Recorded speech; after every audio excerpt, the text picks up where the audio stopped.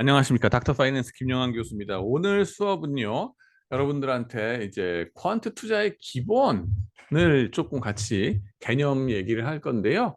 여러분들 결국에는 시장의 비효율성을 찾아가는 그 과정 가운데 퀀트 투자 아이디어들이 많이 나온 거다라고 보시면 됩니다. 그래서 어떤 식의 아이디어들이 거기에 나왔길래 그런가 하는 거를 같이 보겠습니다. 그 다음에는 이제 테마주 버블 이런 거에 대해서도 같이 이 얘기를 하도록 하겠습니다. 그러면서 세젤시 퀀트 투자 여러분들의 프로젝트를 하셔야 되는 그것들에 대해서 같이 얘기를 하겠습니다. CEO interviews on CNBC 그랬는데 그거 어떻게 하는 건지 그런 얘기들 같이 나누도록 하겠습니다. 먼저 여러분들 시장이 비효율적이라는 증거들을 같이 한번 보도록 하는데요. 화면 공유 들어갑니다. 네, 그래가지고 여기 보시면은 어 비효율적이라는 증거, 지난주까지는 우리가 효율적이라는 증거들을 많이 봤죠. 찬양하세 EMH, 찬양하자 효율적 시장 가설이라고 말씀을 드릴 수 있었는데요. 지난주 거는 나름의 다 일관된 논리로서 다 완결성을 자체적으로 가지는 체계다 하는 겁니다. 신고전파 경제학의 센터피스라고 하는 것이 바로 이 효율적 시장 가설이라는 거죠. 프라이스 메커니즘 이것이 다 정보를 반영한다는 증거들 봤었는데요. 참고로 오늘 코딩은 그 효율적 시장 가설을 서포트하는 증거를 한번 같이 보도록 하겠습니다. 스탁 스플리트, 이 주식 분할이 있을 때에 주가가 뜰까요? 가라앉을까요? 그대로 있을까요? 그죠? 가만히 있습니다. 그거에 대해서 한번 같이 볼 겁니다. 나중에 기다려 주시고요. 그 다음에 비효율적이라는 증거. 이제부터 EMH를 가세 까는 걸로 나오겠습니다. 그래서 보시면은 시장의 비효율성의 증거, 약형 EMH에 대한 확연한 반증 쭉 나가는데 보시죠. 약형 그러면은 과거의 패턴 가지고서 과거의 데이터 가지고 우리가 미래를 예측할 수 있는가? 없다 그랬는데 있더라 하는 걸 보겠습니다. 뭐냐면 가장 대표적인 게 캘린더 이펙트라고 하는 거라 그랬죠. 달력 효과라고 하는 건데요. 이게 과거에 있었던 달력, 그죠? 하늘 아래 새로울 것이 없도다 수십만 년 동안 반복되는 그 절기들 그런 거 있잖아요. 그죠? 기가 막힌 게 참 우리나라 절기들. 어, 희한한 게 8월 15일 그 날 지나고 나서 처서가 딱 되면은 아무리 그 전에 더웠어도 찬바람이 샥 불면서 아 드디어 가을이구나 하는 느낌이 듭니다. 그죠? 그런 것처럼 달력도 반복이 됩니다. 지금은 이제 추석이고 그런데 그죠? 특히나 또 뭐 예를 들면 우리 추석이 일찍 오늘 이번 연도처럼 일찍 추석이 찾아오면은 겨울도 일찍 찾아오고 빨리 추워진다 하는 것도 있죠. 근데 이 달력이 양력 달력도 이게 계속 반복이 되잖아요. 그죠? 그러면은 특정 달에 더 수익률이 좋을까 하는 질문이 가능합니다. 근데 그렇더라 하는 거죠. 특히 January 이펙트 1월 달 효과는 너무너무 유명합니다. 그리고 요일별로 봐서는 금요일 효과 긍정적이죠. 휴일 직전에 연휴 직전에 어저께 연휴 직전에 목요일이었었는데 주가가 내려갔었나요? 약간 살짝 올라갔었나요? 한번 생각해 보시면은 그죠? 그 전날까지 꼬라 박았었는데 다르거든요. 그 다음에는 또 월요일은 반대다 하는 거죠. 월요일 좋아하시는 분이 있습니까? 감정적으로? 네. 힘들죠. 그리고 다달이 봐도 2일, 그죠? 그 다음에는 월말에 30날, 31일 날, 요때 주가 반응이 어떤가? 특징적으로, 반복적으로 계속 나온다는 거고, 예측 가능하더라는 현상들이 되겠습니다. 보시면은, 이게 행동재무 쪽에 시조세격인 논문들에서 옛날부터 발견되던 거였었고요. 실제로 투자은행가들이 보고한 바였었습니다. 한 30년대, 40년대 업계에서 먼저 발견하고 이거 이상하다. 한번 연구 좀 해봐라. 하는 게 나왔던 겁니다. 자, 보시면은 월별 수익률, 그죠? 다른 거 보지 말고 그냥 이 회사의 내재 가치나 뭐나 이런 거 다 필요 없고, 됐고, 그거 안 보고 그냥 어 이 리턴 다달이 이 평균적인 수익률을 보자 이거예요. 1월 달부터 12월 달까지 쫙 보면은 어느 달이 제일 크다고요? 1월 달. 그게 한국 주식시장에서 나온 겁니다. 그다음에는 코스닥에서도 쫙 나올 뿐만 아니라 대형주도 마찬가지다 하는 걸 알 수 있습니다. 물론 대형주는 쪼끔 패턴이 덜 심하지만 소형주들은 패턴이 너무나 심하다는 거죠. 지금이 몇 월 달입니까? 9월 달. 그런데 보면은 1, 2, 3, 4월 달까지 쫙 좋다가 5월 달에 인제 접어들기 시작하면서 9월 달 제일 우울합니다. 여러분들 주식 투자 조심하라는 얘기죠. 그리고 시장에 들어가려면 언제 들어가라? 한 11월 말이나 12월 달쯤에 들어가시라는 얘기입니다. 지금은 들어갈 때가 아니다 하는 거를 알 수 있습니다. 그리고 팔려면 언제 팔아라? 한 1월 달 지나서 2, 3, 4월 달쯤에 팔면은 올라가고, 올라가고, 올라가고, 올라가다가 팔아서 쭉 쉬고 그다음에 들어가고 이런 달력을 가지고서 반복적인 패턴을 활용한 투자가 가능하지 않겠나 하는 얘기가 되겠습니다. 달력을 보면은 좀 참 여러 가지 반복되는 거 뭐 그레고리력 뭐 이런 거 쭉 써 놓긴 했는데 이 음력 가지고서도 또 인제 발견하는 분들도 있기도 하고요. 근데 대표적으로는 양력 이런 것들의 달력 효과가 있다라고 다들 발견들 많이 했습니다. 그게 이게 한국 주식만 가지고 이러는 게 아니라 미국 주식에서도 이런 것들이 계속 나온다 하는 거예요. 보면은 이것이 왜 미국 같은 선진국 시장에서까지 나올까? 흔히 말씀하실 때 옛날에 이제 저 MBA 다닐 때 2000 년대 초반이죠. 그때 파이낸스 교수님들한테 흔하게 묻는 FAQ 질문이 그거였어요. "아 교수님 당신의 투자 세계관은 어떠십니까? 그래서 주식 시장이 얼만큼 efficient하다고 생각하세요?" 그러면은 그 efficient한 거가 미국 시장처럼 뭐 선진 시장이면은 최소한도 약형으로는 효율적이고 "준강형까지도 인제 가지 않겠니?" 막 이렇게 말씀하시고 후진적인 시장은 준강형은 뭐 언감생심 말도 안 될 뿐만 아니라 어 이 뭐냐 "약형 효율적 시장 가설도 될까 말까 막 이런다." 라고 말씀들 하시고 넘어갔어요. 근데 거기서 빼먹은 게 뭡니까? 미국 시장에서조차도 캘린더 이펙트가 있다고요. 약형 효율적 시장 가설이 부인되는 곳이 어디다? 미국이다. 네. 가장 선진화된 캐피털 마켓인 미국에서조차도 달력 효과가 나온다는 겁니다. 네. 유럽도 마찬가지고 호주도 마찬가지고 일본이고 뭐고 다 똑같아요. 예. 그래서 약형 효율적 시장 가설이 들어먹는가 아닌가 하는 거에 대해서도 이것이 어떠한 그 시장이 선진화가 돼 있고 정보가 투명한가 아닌가의 함수? 아니다. 예. 예. 그게 참 교수님들조차도 제대로 인지하지 못하고 계시는 사항 중에 하나입니다. 그런 것들이 인제 계속 증거로서 나오는 게 이런 일월 효과, 요일 효과, 월말 월초 효과 등등이 되겠습니다. 자 그러면서 보시면은 1월 효과란 것이 왜 1월 달에 이런 주식 수익률이 좋을까에 대한 설명이 좀 여러 가지 중구난방 나오고는 나왔었어요. 그죠? 아직도 완벽하게 설명이 되는 건 아닌데 그 긍정 마인드 뭐 혹시 1월 달에 더 긍정 마인드가 심해서 사람들이 오버 컨피던트해지니까 그때 더 사는 거 아니냐 하는 설명들도 있긴 합니다. 다른 한편으로 또 다른 좀 더 설득력을 가지는 거는 이런 설명이 있습니다. 특히 인제 미국에서 중소형주를 중심으로 1월 효과가 더 강하던데 왜 그럴까 보면은 이게 얘네는 미국 주식 투자해 보신 분은 아시지 않습니까? 이 거래하고 나서 캐피탈 게인이 있으면은 그죠? 주식 투자해서 이 주가가 올라갔어요. 그리고 팔면은 그 게인, 캡 게인 이렇게 주가가 올라간 거 이득, 자본 이득만큼 세금을 내야 돼요. 우리나라는 있습니까? 없습니까? 없어요. 근데 미국은 있어요. '아 돈 번 주식에 대해서는 세금을 더 내야 되네.' 그러면은 '돈 잃어버린 주식은 좀 까 주겠네?'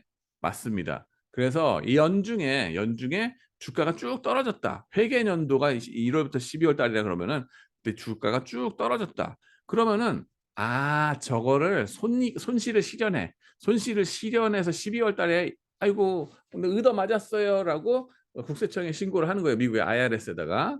그렇게 되면은 그거만큼 얻어 맞은 그 주가가 떨어진 거 손실 본 것만큼 세금을 까준다. 텍스 크레딧. 그런 게 있지 않겠는가 하는 거예요. 그러면은 어 주 연중에 떨어진 주식은 11월, 12월 달에 더욱더 떨어지게 되겠고 그죠? 그러면서 너무 과도하게 팔렸으니까 과매도가 됐으니까는 "1월 달쯤 돼 가지고는 수요가 폭발하지 않을까?"라는 설명이 가능합니다. 그래서 1월 달에 그 돈 잃어버렸던 중소형 주식들 위주로 특히나 개인 투자자들이 중소형 주식들 많이 사거든요. 동전주, 계잡주 뭐 이런 것들 위험한 것들 많이 사십니다. 마치 주당 가격이 낮으면은 그것이 바로 가치주인 줄로 착각하시는 분들이 개미들 중에 진짜 많습니다. 그래서 그런 양반들이 잘못 투자하는 패턴들 때문에 1월 효과가 이렇게 팍 튀어오르는 거 아닐까. 특히나 연말 보너스 크리스마스 때 딱 받고 나면은 막 주머니가 풍성하죠. 그거 갖고서 연초에 뭐 합니까? "주식 투자한다." 하는 걸로 나오는 게 아닐까라는 추측들 한 가지 설명이 됩니다. 그러면 '아 이게 경제학적인 설명 아닐까?'라고 의심들 하시는데 아닙니다. 진짜 경제학적인 설명이라 그러면은 이건 퍼즐입니다. 퍼즐이 돼요. 그건 더욱더 퍼즐이 돼요. 왜냐하면은 경제학적이라고 하는 거는 그 세금 그거 하나의 제도를 갖고 설명한다고 경제학이 아니에요. 이건 오히려 행동재무적인 설명입니다. 왜 그러냐? 세금 그죠? 그 행동재무에서 다 생각을 할 줄 알아요. 우리 모르는 게 아닙니다. 경제학적인 설명은 어떻게 돼야 되냐면은 논리적으로 '아 이게 과매도가 된다. 너무 눌렸다. 1월 달에 이게 주가가 튀어오를 게 뻔히 눈에 보인다.' 그러면은 합리적인 투자자라면 무슨 생각할까요? '아 과매도가 됐으니까 내 저것이 1월 달에' 지금 12월 월이고 1월 다음 달에 올라가 튀어오를 것이 눈에 보이면 뭐 하겠다? '나는 합리적인 투자자니까는 아비트라저 미리 산다.' 그죠? 미리 사서 포지션을 해 놔야지 저쪽에 이 1월 달 가서 돈 벌지 않을까. 그래서 이 돈 잃어버렸던 주식들 위주로 그죠? 주가 떨어졌던 주식들 위주로 겨울에 더욱더 많이 12월 달에 더 많이 살 거예요. 11월 달에 더 미리 사놔 가지고 그러다 보면은 수요가 폭발을 하죠. "You are not alone." 그 얘기 다시 나옵니다. 그죠? 나 혼자만 그렇게 하는 게 아니라 시장 참가자들이 다 똑똑해서 다 같이 그걸 미리 사 버려요. 그러면은 이 주식이 과매도가 되지를 않죠. 어. 과매도가 되지를 않아서 떨어지지도 않고 1월 달에 주가가 튀지도 않고 미리 킹 반영이 돼 버린 선반영이 돼 버리는 그런 현상이 벌어진다는 겁니다. 그런데도 불구하고 January 이펙트가 있다? 이건 정말 퍼즐이다 하는 얘기입니다. 설명이 안 돼, 설명이. 경제학적으로 설명이 안 되는 거예요. 이런 것들이 계속 나옵니다. 그 1월 효과에 대해서 또 다른 가능성은 뭐냐면 심리적으로 이게 동짓날이 12월 22 일이잖아요. 크리스마스 직전. 해의 길이가 짧아지면 사람이 우울증에 걸립니다. 예. 왜냐하면 밝은 그 짱짱한 햇빛을 보고 우리는 기뻐하도록 진화론적으로 그렇게 자연 선택돼 가지고 살아왔기 때문에. 그죠? 그래서 햇빛의 길이가 낮의 길이가 짧아질수록 우울해져요. 이걸 seasonal affective disorder라고 해 가지고 SAD라고 얘기를 합니다. seasonal affective disorder라고 하는 건데 그것 때문에 우울 모드로 사람들이 주식을 팔아 버린다는 거죠. 그러다 보니까는 과매도가 돼서 주가가 떨어지는데 반면 동지섰달 긴긴 밤을 한어리를 베어내요. 그죠? 황진이의 시죠. 기억나시죠? 동짓날이 딱 지나면서 크리스마스 딱 지나면서 사람들이 기쁨의 모드로 이제 낮이 길어질 거에 대한 밝은 느낌 있잖아요. 그것 때문에 긍정 마인드가 확 생기면서 주식을 산다. 그러면 주가가 같이 뜬다. 하는 이런 감정적인 걸로 인해서 이런 제뉴어리 이펙트도 같이 생기는 게 아니냐. SAD랑 이것이 같이 가는 거 아니냐 하는 설명들도 있습니다. 좌우지간에 이런 현상들이 1월 달에 상당히 많이 되는데 근데 SAD만으로도 설명이 안 되는 건 또 뭐냐 하면은 캘린더 자체만으로 1월 달이 반복되는데 1월 달이 호주에서도 제뉴어리 이펙트가 있다는 거예요. 뉴질랜드, 호주에서도. 뭔 소리냐? 아 우린 북반구 위주로 생각하니까 그죠? 북반구 위주로 생각하니까 어 그 햇빛이 길고 짧고로 이걸 다 설명하려고 제뉴어리 이펙트 설명하려고 드는데 그러면 남반구에는 없어야 될 거 아니에요. 근데 남반구에서도 뻔하게 1월 달에 다시 또 떠올라요. 주식이. 한창 여름이거든. 이건 8 월의 크리스마스처럼 한여름의 크리스마스예요 걔네들은. 그런데도 제뉴어리 이펙트가 여전히 있어요. 에잉? 이상하죠. 그다음에는 또 뭡니까? 세금 가지고만 다 설명하려고 그랬더니만은 아니 그 뭐라 그러죠? fiscal year 이 그 이 뭐라 그러죠? 이 연도 회계 연도가 12월 달에 끝나지 않고 4월 달에 끝나고 막 이러는 일본 같은 경우 이런 나라들도 January 이펙트가 여전히 있다는 거예요. 그리고 이 tax loss를 갖다가 뭐라 그러죠? 이 크레딧을 주느냐 잃어버린 것 같고 크레딧을 주느냐 안 주느냐에 상관없이 우리나라 같은 경우 그거 안 주잖아요. 그런데도 January 이펙트 계속 나와요. 달력적으로 반복되고 그 패턴이 반복되는데 그거에 의해서 주가 수익률 예측이 가능하더라. 시장이 '약형 효율적 시장 가설도 안 들어먹네.' 하는 것이 바로 요것이 되겠습니다. 그다음에는 1월 효과 말고 또 뭐가 있습니까? 예 주말 효과. 네 긍정 모드. 이럴 때 주가가 더 뜬다는 거예요. 사람들이 센티멘트가 방 뜨면은 주가도 방 뜬다는 거고 월요일 되면은 월요일 싫어하잖아요 다들. Manic Monday, It's another manic Monday 하는 노래가 옛날에 있었습니다. 걔네 그 노래를 들어보면은 맞는 말씀이죠. 이 월요일 날 가기 싫어 가지고 Lazing on a Sunday afternoon 하는 이 퀸의 노래도 또 있습니다. 일요일 오후에 "제발 월요일 오지 마라." 이러면서 "아 더 쉴래. 아 나 더" 이런 모드들이 있습니다. 그리고 월요일 날 딱 되면 우울증 그죠? 그런 것 때문에 월요일 날 주가가 푹 떨어지고 그다음에는 금요일 날로 갈수록 주가가 뜨는 거.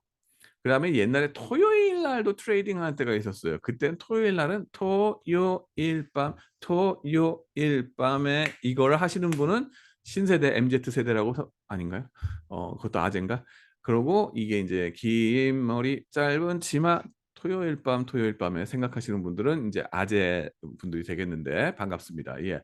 웰컴. 그거보다 더한 거는 이제 Saturday Night Fever, Night Fever 이렇게 되는데 요것이 주가에도 Saturday Night Fever, Night Fever 하고 나오는 것이 요렇게 된다. 여기 보시면은 인제 뭐 월요일 날 주가가 떨어지는 게 눈에 보이고 우리나라 같은 경우 미국 시장으로 가면 definitely 그 거의 90년 동안 쫙 보면 결과가 이런 식으로 뚜렷하게 나옵니다. 자 이걸 보면 뭘 알 수 있어요. 언제 주식을 사야 됩니까? 사려면은 월요일 날 사시면 장 끝날 때쯤 사시고 그다음에 팔려면 언제 팔아라? 금요일 날 팔아라. 역발상 투자죠. 이때 사시면 안 돼요. 남들 좋아한다고 같이 사면 안 됩니다. 남들 좋아할 때 팔고 남들이 우울해할 때 사고 그런 거가 참 힘든 겁니다. 핀테크의 목적 핀테크가 금융 민주화를 도와줄 수 있는 방법이 뭐라고요? 실수를 최소화하도록 이 역발상 투자를 도와주는 겁니다. 이때 가서 사실 함부로 사시면 안 되는 날입니다. 하는 거를 경고 메시지를 줘야 되겠죠. 그다음에 요때는 남들 우울해한다고 같이 파시면 안 됩니다 하는 거. 이때 사야 된다 하는 그런 얘기를 좀 이제 알려주셔야 된다. 그게 힘든 거예요 그게. 그렇고 그다음에는 인제 월 중에도 보면은 이게 긍정 마인드가 언제 제일 강합니까? 월 초에 강합니다. 여러분들 보시면 다이어트를 '나는 반드시 살 빼고야 말겠어.'라고 '나는 결심했어.' 이게 강한 때가 언제입니까? 1월 초 그러고 2월 초 그러고 3월 초 이렇게 됩니다. 왜냐하면은 작심삼일 새해 되면은 딱 새로 태어난 것 같잖아요. '와 나는 born new man.' 이러면서 '열심히 살 빼겠어.' 막 이러고서 막 운동을 했다가 2-3일 지나면 이러고 나서는 인제 유야무야 이렇게 됩니다. 그러고 나서 한 20 일쯤 25 일쯤 되면은 제정신이 인제 우울해지다가 차리기 시작합니다. 월급 딱 받는 순간부터 좀 새로운 기운이 들죠. 그러다가 인제 점점 30일 날쯤 되면은 '아 이러면 안 돼. 제정신 차려야지.' 이러면서 재정비하는 마인드가 막 들어섭니다. 그러면서 31 일, 30일 날쯤 되면은 다시 짱짱해지면서 다음 달을 또 새로운 마음으로 출발하죠. 그런 긍정 마인드의 연속, 반복이 주가에서도 반영이 된다는 겁니다. 이런 것들이. 그래서 이제 월말 효과, 월초 효과라고 우리는 얘기를 하고요. 그래서 인제 이것도 기왕에 주식을 사려면 언제 사라? 월급 받으시고 얼마 안 됐을 때 요때쯤 사셨다가 팔려면 언제 팔아라? 월 초쯤에 팔아라 하는 얘기입니다. 물론 그렇다고 해서 여러분들한테 당장 확실하게 맨날 돈 번다는 얘기는 아닙니다. 그러나 통계적으로 그렇더라. 그럴 확률이 높더라. 그게 심대하게 높더라. 통계적으로 유의미하게 높더라. 영이 아니더라. 그 귀무가설을 기각할 정도로 심대하게 나오더라 하는 겁니다. 자, 달력 효과 그런 것들 보면은 이제 약형 효율적 시장 가설이 부정되는 거다라는 건데요. 그다음에는 예측 가능한가?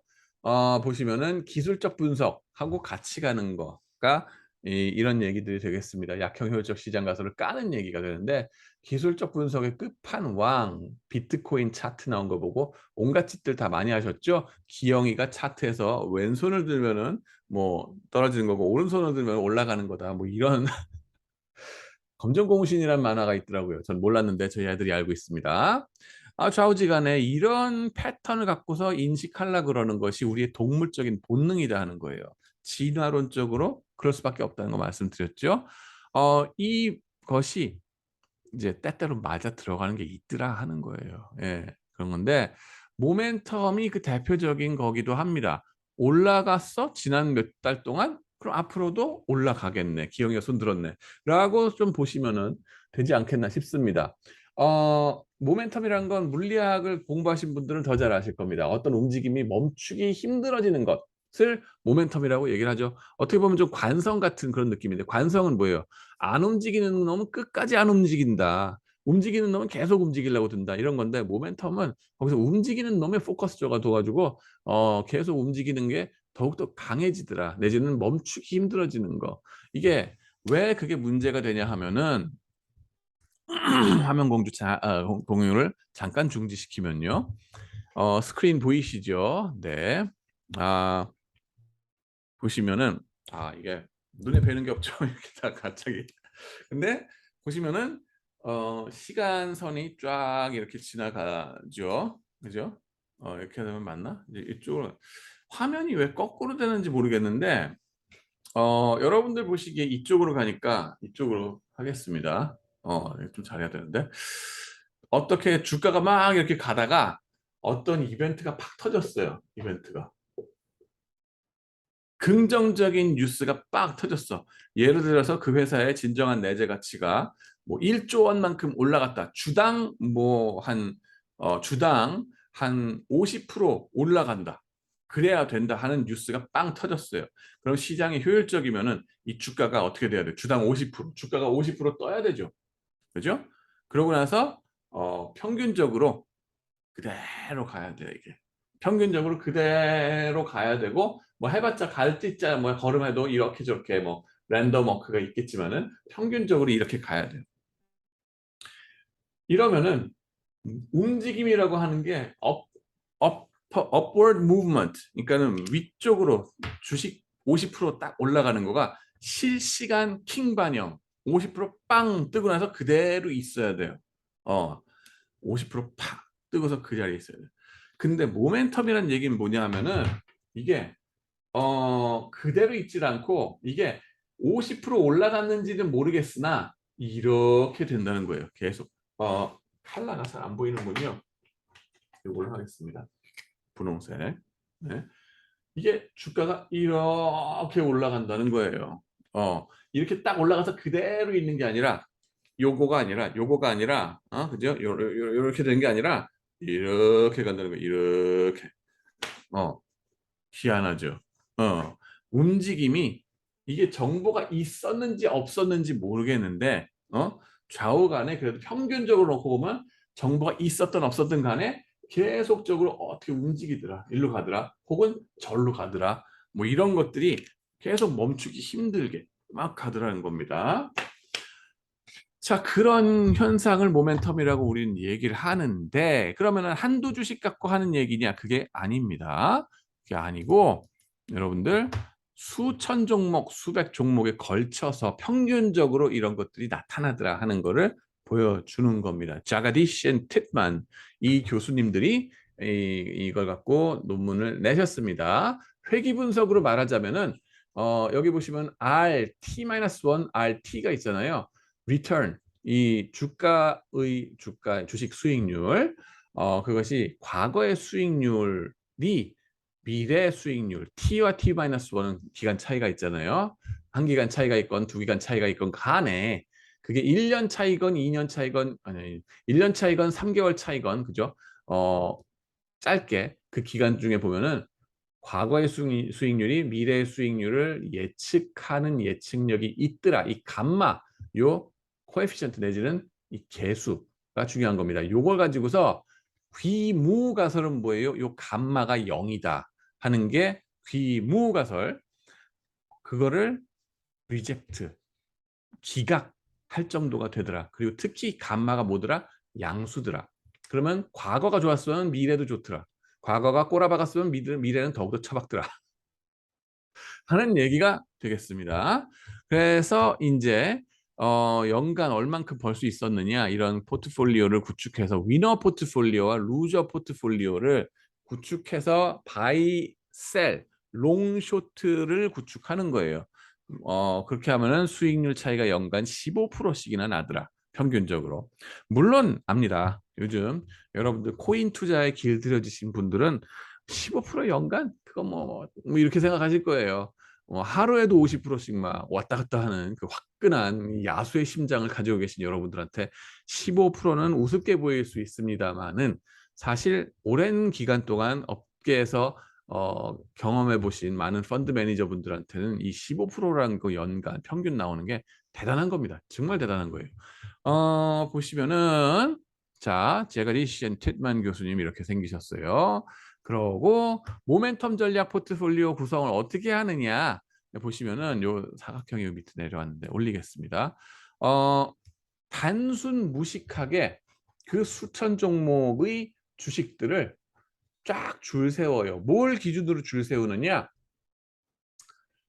과거에 선방한 정도, 이 주식이 얼만큼 올라갔느냐를 가지고 올라갔는지 내려갔는지 그걸 가지고서 쫙 줄 세워서 최상위 제일 선방한 주식 10분위 있겠고 최하위 10분위가 있겠죠. 그러면은 얘네는 위너 포트폴리오라고 이겼으니까 위너 포트폴리오라고 쫙 이름 짓고서 롱을 칩니다. 그러려면 돈이 필요하겠죠. 그 돈 어디서 갖고 와요? 여기 쇼트 포트폴리오에서 뭐냐면은 루저 포트폴리오 얘네 10분이 최하위 얘네는 앞으로 더욱더 내려갈 거기 때문에 공매도를 친다 하는 거예요. 공매도를 지금 미리 쳐서 그러면은 캐시가 지금 현금이 들어오겠죠. 그거 갖고 롱 포지션 하는 거예요. 그러면 롱숏 포트폴리오가 구축이 되겠죠. 그걸 갖고서 리턴을 구하는 겁니다. 롱숏 포트폴리오 업 마이너스 다운 위너 마이너스 루저 포트폴리오 이거 업 마이너스 다운은 UMD라고 얘기를 하는데 그 포트폴리오 롱숏 포트폴리오의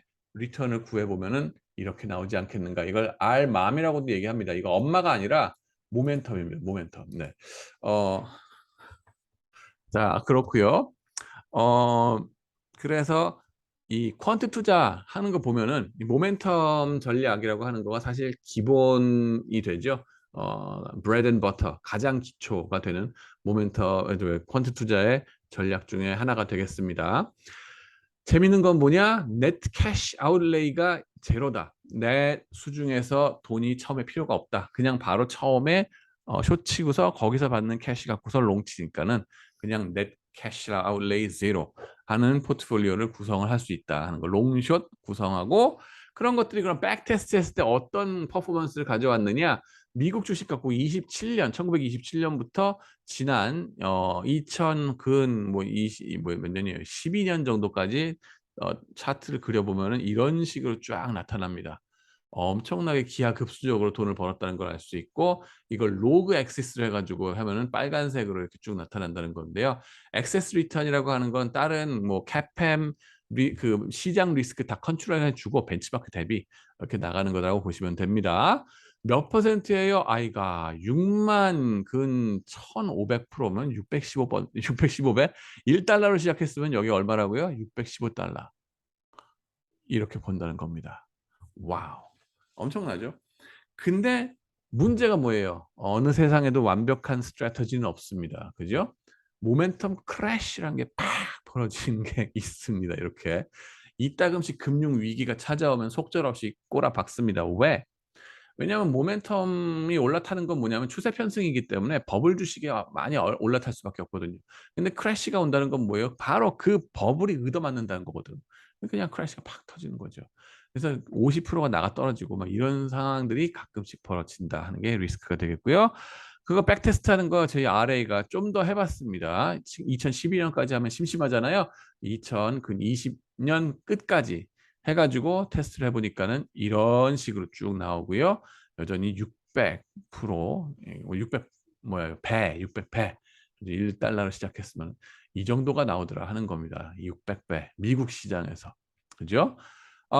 여기 보시면 MDD, Maximum Drawdown이라고 해서 그래프가 나오죠. 이거는 바로 직전에 피크를 딱 쳤을 때, 이게 만약에 입장이 뭐냐면 내가 상투에서 끝 잡았을 때, 그죠? 상투에서 딱 잡았을 때 꽉 내려가면 얼만큼 내려갈까 하는 거가 지금 50% 내려간다. 그리고 이게 maximum drawdown이라고 얘기를 하는 거지. 50% 이상 팍 꼬라박는 게 나오고요. 그 다음에 또 볼 수 있는 게 이게 리커버가 될 때, 이 상투 지점을 다시 돌아왔을 때, 그죠? 상투에 딱 잡았다가 꽉 내려갔다가 다시 올라오는 게 얼만큼 걸리는가 하는 걸 요 기간으로 볼 수 있습니다.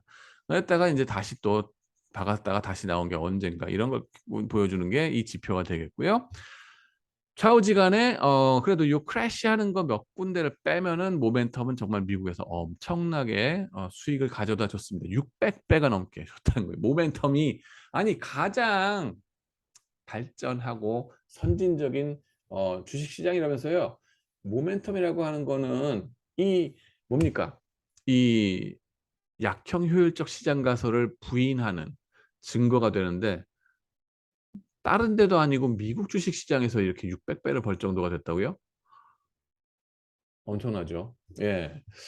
반면에 이제 우리나라에서 모멘텀이 있느냐라고 물어보시면은 없다라고 우리는 대답을 합니다. 뭐냐면은 88년부터 2000년까지 백테스트를 해보니까는 몇 배 정도 벌어요? 2배. 음, 뭐라고요? 600배인데 여기는 몇 배? 2배. 이거 실수 아닙니다. 진짜 우리나라에 모멘텀이 없습니다. 거의 없다고 보시면 돼요. 물론 요거에서 있다고 쳐봤자 0.5 내려갔다가 2가 되면 뭡니까? 한 4배 되는 겁니까? 아, 600에 비할 바가 아니다 하는 거 미스테리 중에 하나입니다. 중국 시장도 없다 그럽니다. 왜 그런지에 대해서 이제 좀 이따 말씀을 드릴게요. 자, 제게디시 팁만 이 양반들이 백테스트 할 때는 이렇게 그래프 놓고서 이렇게 보여준 게 아니고 포트폴리오 구축해서 포트폴리오의 이상 수익률이 얼만큼 나오는가를 숫자로 말씀을 하셨습니다. 그래가지고 이 테이블을 잠깐 보시면은 뭐냐, JK 방법인데 요 기간, J 기간만큼 달수거든요. 369, 369, 369, 369, 12가 나옵니다. 개월 수를 봐서 지난 3개월간, 6개월, 9개월, 12개월간을 룩백 이렇게 어땠는가 보는 거예요. 지난 몇 달 동안 선방한 정도를 갖고 쫙 줄 세우는 거예요. 얘가 위너냐 루저냐. 근데 루저는 sell, 위너는 buy. 여기도 마찬가지. 6개월 기준, 3개월 기준, 9개월 기준, 12개월 기준 쫙 봐요. 그래가지고 줄 세워서 셀 바이를 정하고 나서 어떻게 해요? K 기간 동안 369, 369 개월 동안 이거를 유지하는 거예요. 포지션을. 그러면 셀, 숏친 거를 유지하고 롱 친 거를 유지하고 이런 식으로 해가지고 봤을 때 유지? 어디서 들어본 것 같지 왜? 근데 하여튼 간에 그러면은 얘네들이 이런 포트폴리오가 롱숏 포트폴리오는 바이 마이너스 셀이 되거든요. 얘네들이 벤치마크 대비 얼만큼 월 평균 수익률을 가져다 주는가. 월 평균 수익률, 이게 소수점으로 보내준 거지 퍼센티지로 보여준 게 아닙니다. 그래서 지금 여기 보시면은 3개월 룩백하고 12개월 홀딩 해가지고 월 평균 얼만큼 알파가 나오는가, 이상 수익률이 나오는가, 0.0069가 나왔습니다. 이거는 0.69%가 나오는 거예요. 0.69%지 포인트 플러스가 나오는 겁니다. 양의 수익률, 그리고 괄호 안에 거는 뭐예요? T statistics. 여러분들이 귀무 가설을 기각할 수 있느냐 하는 거에 T statistics가 요게 나오는 겁니다. 괄호마다. 3.53이면 뭐예요? 1%그 유의 수준에서도 기각. 이게 0이다 하는 거가 기각되는 거죠. 즉 양수라고 할 수 있는 거예요. 말하자면은. 이런 것들을 보시면 쫙 내려가서 여기 보면은 12개월 룩백, 12개월 홀딩, 월 평균 얼마? 0.68%포인트만큼 번다는 겁니다. 이거를 12개월로 컴파운딩 하면은 그건 한 8% 정도 이상 나온다는 거고요. 보면은 이 매그니튜드가 엄청 난다는 거죠. 쫙. 이게 그다음에는 요거는 룩백하고 나서 바로 포지션 잡아 가지고 나가는 거고, 요거는 룩백을 한 다음에 한 달 쉬고 나서 그걸 가지고 그다음 달에 뭐 한 달 차이를 두고서 포지션 잡아서 쫙 나가는 거예요. 혹시라도 이 포지션 잡거나 할 때 다른 그 노이즈가 끼어들어 가지고 리절트를 잘못되게 왜곡시킬까 봐 이런 테스트를 했는데, 이러나 저러나 마찬가지 계속 나오더라. 나오는 거 계속 나와요, 모멘텀. 자, 그래 가지고 이제 이 모멘텀을 어떻게 받아들일 것이냐 하는 거에 이 얘기들이 있는데, 시카고, 미네소타, 카네기 멜론의 이 그 신고 전파 학자분들은 뭐라고 보시냐 하면은, "이건 단지 우리가 그전에 몰랐던 새로운 위험 요소가 아닐까?"라고 말씀하세요. 기존의 기대 수익률에 대한 모형이 완전 불완전하기 때문에 마치 모멘텀이 있는 듯이 보이는 것뿐인데, 다른 우리가 모르는, 우리가 아직 규명해내지 못한 뭔가 꼬리꼬리한 이 리스크 팩터 요소를 우리가 발견한 게 아닐까라고 얘기를 합니다. 그렇다면 모멘텀이 높은 주식이 애당초에 리스키한 주식인가? 다른 어떤 리스크가 있는 건가? 시장 베타라든가 사이즈라든가 등등 알려진 리스크 팩터들 들하고 어떤 관계가 있는가를 테스트해 봤어요. 테스트해 봤더니 관계가 없더라. 하는 결과도 나왔어요. 기존에 최소한도 기존에 알려진 리스크 팩터랑은 별개다. 모멘텀이라는 거. 설명이 안 되는 이상 수익률이 계속 나온다는 거예요. 모멘텀 전략을 하면은 그런 얘기가 되고요. 그다음에는 이제 이게 모멘텀이 있으면 또 뭐가 있느냐? 장기적인 과민 반응, 오버리액션이라고 우리는 얘기를 합니다. 오버리액션, 이 산이 아닌 게 비어, 저 산인 게 비어 하고 내려가는 거라고 보는데, 올라갔던 거면 내려가고 내려갔던 거면 올라가고. 보면은 뭐예요? 이게 올라갔다 내려가고 내려갔던 거면 올라가고, 이거를 갖다가 우리 오버리액션 했네, 오버했네. 요만큼 갔어야 되는 건데 왜 이만큼 갔어? 여기 내려와야지. 아니 내려갔 너무 과도하게 내려갔네. 올라가야지. 이 과도한 반응, 과민 반응이 나온다는 겁니다. 주식시장에서. 이상하죠? 모멘텀은 그 과민 반응하고는 거꾸로 가는 거 아니에요? 뭐 좀 지연 반응이 있는 거 아닌가 싶은데, 과민 반응, 그죠? 이건 또 다른 얘기가 또 나오는 거예요. 드반텐 테일러 교수님들이 이걸 발견하셨습니다. 테일러가 그 탈러 교수님 맞습니까? 너지에 네 맞습니다. 그 양반이십니다. 이 보면은 이거는 뭐냐 하면은 그 수천 종목, 미국 시장에 전에 있던 6천 종목이 있었거든요. 거기서 극단적인 위너와 극단적인 루저들을 보자는 거예요. 10분위 정도가 아니라, 10분이면 뭐예요? 상위 600개, 하위 600개잖아요. 그거 말고 더 극단으로 가는 거예요. 저 극단적인 위너 한 30개 종목, 여기 루저 30개 종목으로 가고, 35개 그렇게 되고, 그다음에는 룩백하는 기간도 이제 과거에 얼만큼 선방했나 아닌가를 보는 것도 3개월, 6개월 이렇게 단기적으로 보는 게 아니라 5년 장기적으로 계속 꼬라박던 주식 앞으로 올라간다. 쥐구멍에도 벼뜰 날이 온다. 그다음에는 장기적으로 선방을 계속 5년 동안 막 극단적으로 가던 주식 앞으로 어떻게 된다? 달도 차면 기운하니 하는 그런 아이디어가 바로 요 오버 리액션이 되겠습니다. 이게 이제 약형 효율적 시장 가설에 대한 부인이 되는 거죠. 반대가 되는 거예요. 왜냐하면은 과거에 선방했건 말았건 이미 다 그걸로 인해서 추론해낼 수 있는 미래의 움직임이란 거 다 킹 반영돼 있어요 하는 게 EMH인데, 그거를 부인하는 게 되거든요. 여전히 예측할 수 있던데. 그래서 보시면 루저 포트폴리오, 위너 포트폴리오 구축해 가지고 쫙 달습니다. 이게 보면은 과거에 5년 동안 한 걸 보고서 쫙 위너 루저 포트폴리오 해 가지고 어떻게 가나 보니까는, 앞으로도 한 5년 동안 쫙 위너들은 꼬라박고 루저들은 자기 세상 만났다. 해 가지고 요 차이가 벌써 한 30% 플러스 10%, 한 40% 차이가 나더라. 5년 정도에. 이런 것들 통계적으로 유의미한 차이가 나더라 하는 거를 드반트 교수님과 테일러 교수님이 밝혀 주셨습니다. 자, 그러고 나면은 이제 이게 그 빨간맛 모멘텀, 이렇게 조금 모멘텀에 대한 설명, 왜 저런 현상이 일어나는가에 대한 그 미스테리를 밝히려는 노력들이 나오는데, 오버리액션과 모멘텀을 한꺼번에 설명하려고 그런 얘기는 마지막에 종합적으로 말씀드리겠습니다. 근데 모멘텀 하나만을 가지고서 이제 이게 왜 그런지를 설명하는 논문 중에 재밌는 거 하나는 색깔의 심리학입니다. 색깔의 심리학. 뭐냐면은요, 빨간색, 빨간 맛, 궁금해 하니 그러잖아요. 그것이 레드벨벳 그랬는데 사실 빨간 거가 특별한 의미가 있다는 거죠. 뭐냐면은 겁나게 만드는 색깔이란 거예요. 경계. 왜냐하면 태생적으로 위험한 것과 연관이 많이 되거든요. 피 보고 싶습니까? 오, 노노노노. 불 나는 거, 와, 빨갛죠. 얼굴 붉히는 일, 아우, 누구랑 얼굴 붉히면은 사실상 정말 다시 회복하기가 힘듭니다. 어떤 분들은 뭐 싸우면 더욱더 친해지는 거야라고 매스큘린하게 막 말씀하시는 분들도 있는데 그렇지는 않은 것 같아요.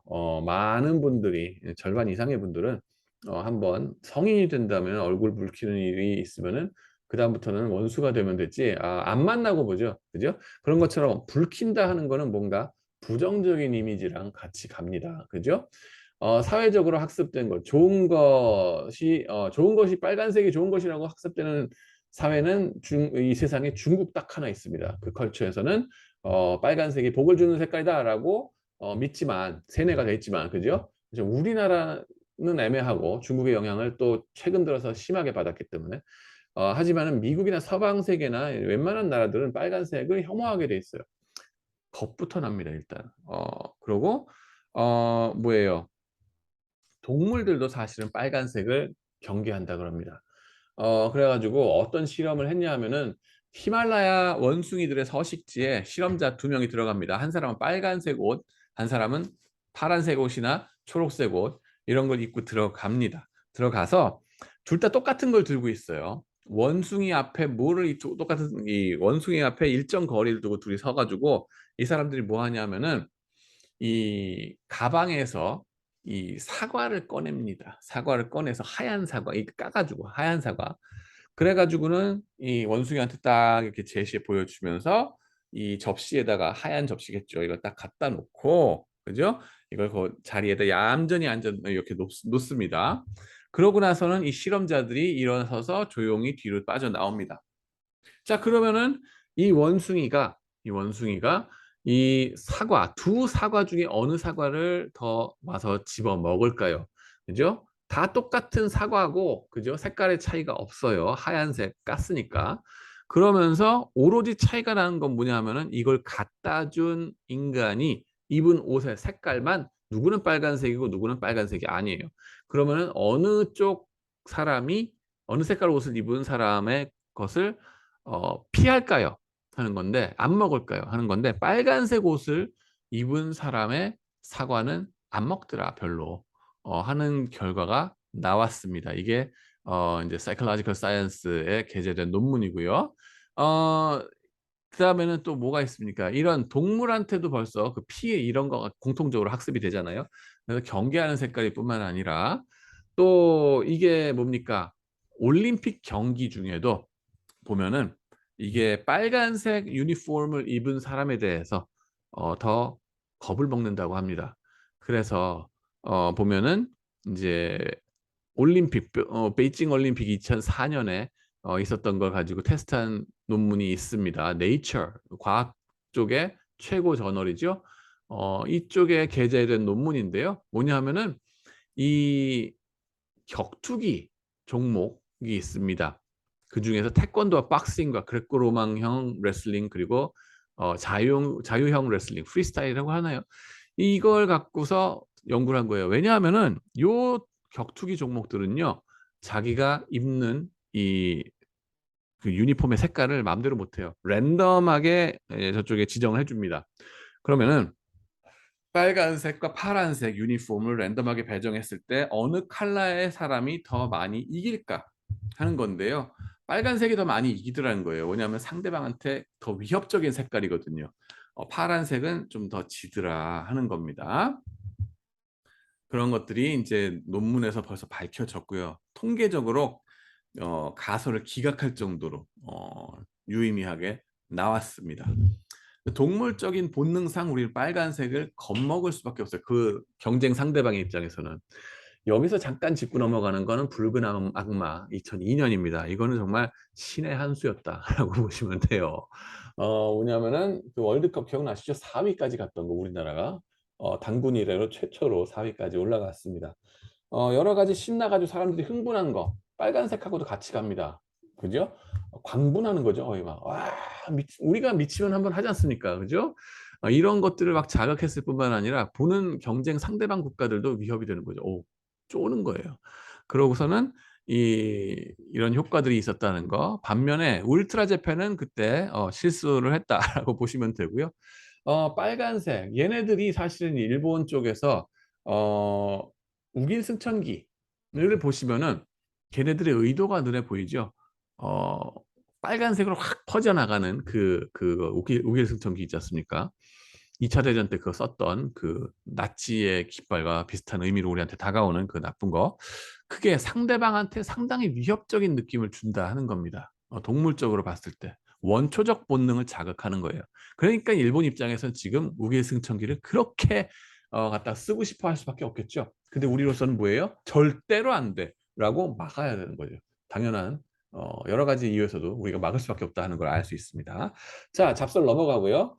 자 그러면 그럼 빨간색이 모멘텀하고 어떤 상관이 있을까에 대해서 헨리 크런크위스트라는 교수님 저쪽에 미국의 교수님이 이걸 밝히셨습니다. 뭐냐 하면은 이 주식에 관해서 어떤 주가가 내지는 뭐 얼만큼 떨어졌다 할 때 나쁜 부정적인 소식 이런 거를 색깔로 컬러 코딩해서 빨간색으로 나타내면 손실을 빨간색으로 나타내면 안 그래도 우리 적자라 그러잖아요.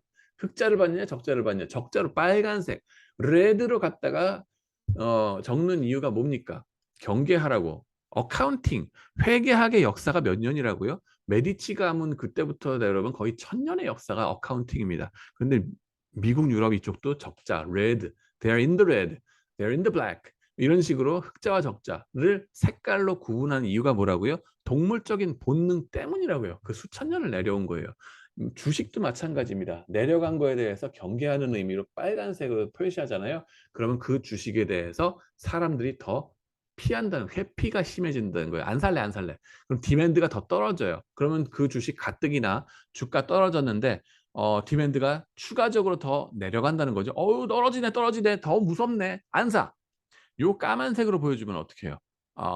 내려가네. 근데 색깔 때문에 안 산다는 이펙트는 별로 없다는 거예요. 그래서 실험군 대조군 해 가지고 이 학생들 대상으로 실험을 해 봤어요, 수십 명에 걸쳐서. 보니까는 떨어지는 주식에 대해서 빨간색으로 나타내면은 애들이 더욱더 "안 사, 안 사." 이렇게 돼 버리고 까만색으로 보여준 거 대비 더 심하더라 하는 겁니다.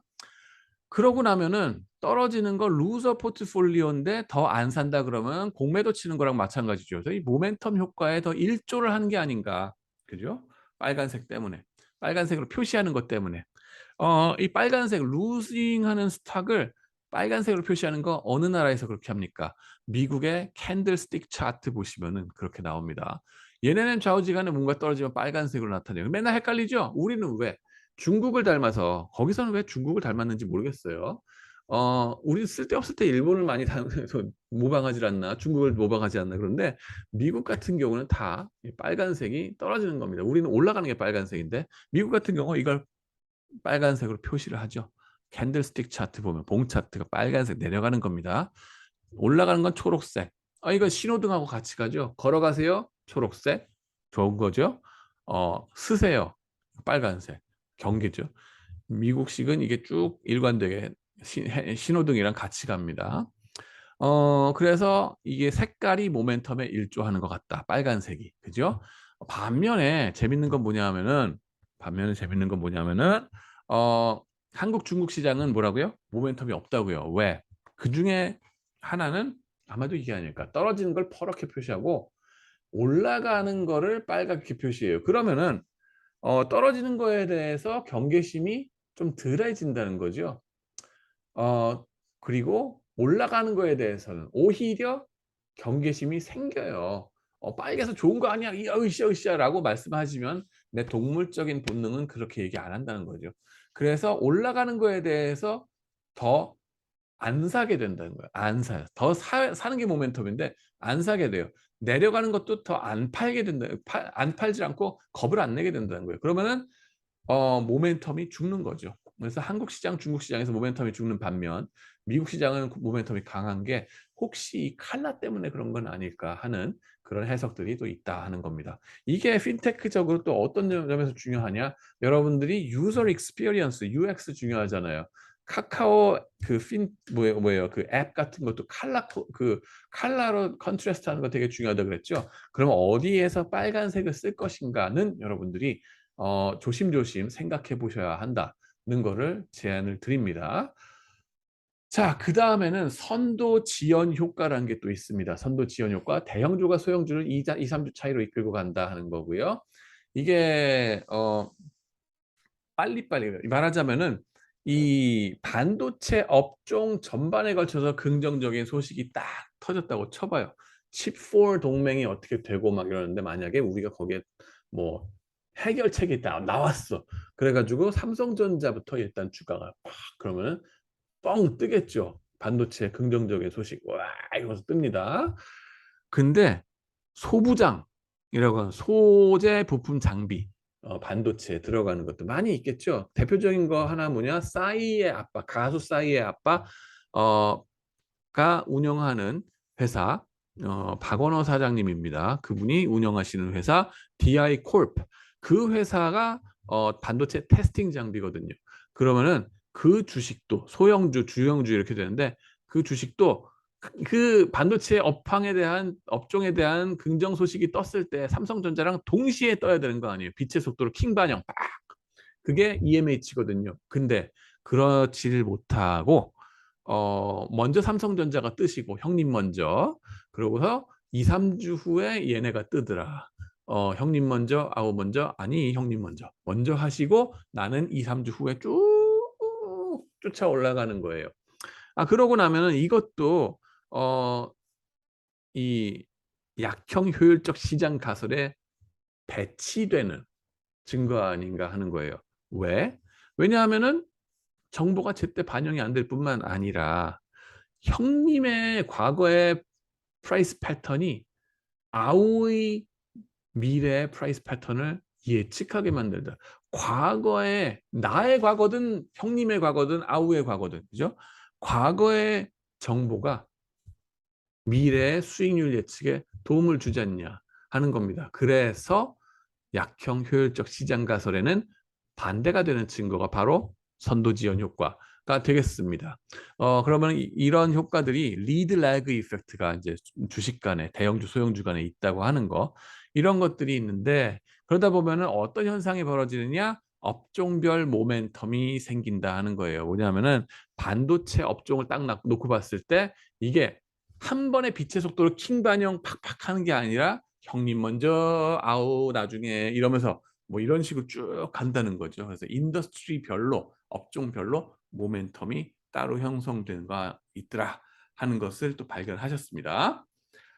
자, 그렇게 해서 이번 시간 강의를 좀 더 나가 볼라 그러는데 보시면은 모멘텀까지 얘기를 했고 좀 더 시간이 걸리긴 하는군요. 자, 캡앤 복습 뭐 이런 것들이 이제 앞으로 나올 거긴 한데 그거는 다음 시간에 같이 듣도록 하겠습니다. 시청해 주셔서 감사합니다.